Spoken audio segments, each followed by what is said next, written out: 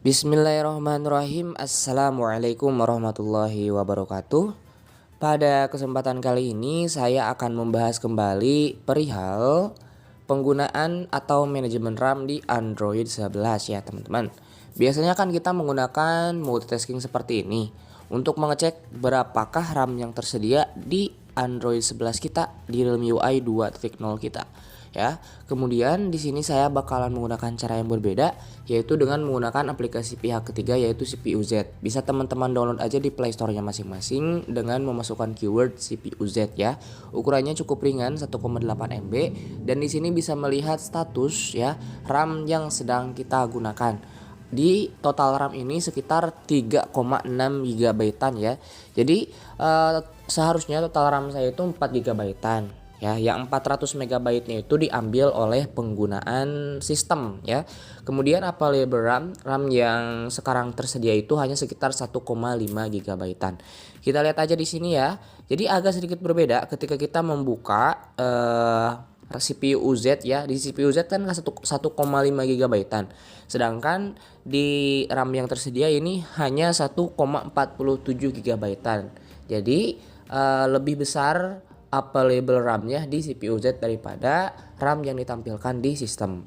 Oke, bagaimana cara untuk agar gitu ya RAM yang available-nya itu lebih gede? Kita buka aja di pengaturannya masing-masing ya. Di sini kita bakalan menggunakan opsi developer atau opsi pengembang untuk mengimprove ya RAM-nya masing-masing. Seperti biasa masuk ke tentang ponsel, kemudian ada pita dasar dan kernel. Di nomor kompilasi ditekan beberapa kali saja sampai muncul nanti masukkan kata sandi layar kunci ya. Oke, nah di sini sudah ada di mode pengembang teman-teman ya setelah memasukkan kata sandi layar kunci. Oke, setelah itu masuk ke pengaturan tambahannya masing-masing. Di sana ada yang namanya opsi pengembang teman-teman. Oke, setelah masuk ke opsi pengembang ya, cari yang namanya itu aplikasi ya, ada di bawah. Kita scroll aja. Wait, nah ini teman-teman ya, ada di sini yang namanya itu aplikasi. Yang pertama yang akan kita setting itu adalah jangan pertahankan aktivitas. Artinya kita bakal menghancurkan setiap aktivitas begitu pengguna meninggalkannya. Misal kita buka WhatsApp ya, kita ketika meninggalkan aplikasi WhatsApp nanti dia nggak bakalan berjalan di latar belakang teman-teman. Kalau kita aktifkan jangan pertahankan aktivitas ini. Dan bakalan ngaruh ke penggunaan atau manajemen RAM di Android 11 ini yang boros ya. Tapi dengan konsekuensi tadi, kalau kita meninggalkan aplikasi tersebut, aplikasinya bakalan reload gitu ya. Artinya bakalan memulai ulang lagi dari awal ya. Kemudian ada batas proses latar belakang. Kita setting aja di sini tidak ada proses latar belakang teman-teman, sehingga nanti di latar belakang kita atau multitasking kita ya nggak bakalan ada satupun aplikasi yang bergerak di belakang latar. Oke, cukup dua ini yang kita setting ya untuk pemeriksaan background dan lain sebagainya. Kalau menurut saya tidak perlu ya, cukup dua aja. Yang pertama jangan pertahankan aktivitas, yang kedua batasi proses latar belakangnya, tidak ada proses latar belakang sama sekali. Oke, nah setelah ini kita coba deh ya, bakalan lihat available RAM di Android 11 Realme UI 2.0 kita ya.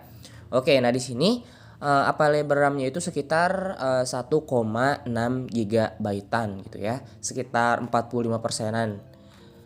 Oke ya teman-teman ya, kalau kita buka misalnya beberapa aplikasi seperti apa ya, pokoknya aplikasi misalnya di sini saya buka deh untuk aplikasi pengelola telepon misalnya ya.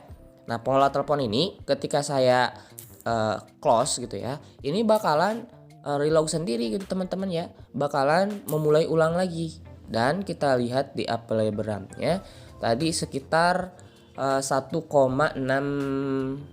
Nah di sini untuk available RAM-nya itu sekitar 1,6 GB-an lagi teman-teman. Bahkan ini mau masuk ke 1,7 MB-an. Oke, mungkin cara ini bisa dilakukan oleh teman-teman untuk mensiasati manajemen RAM di Android 11 yang boros.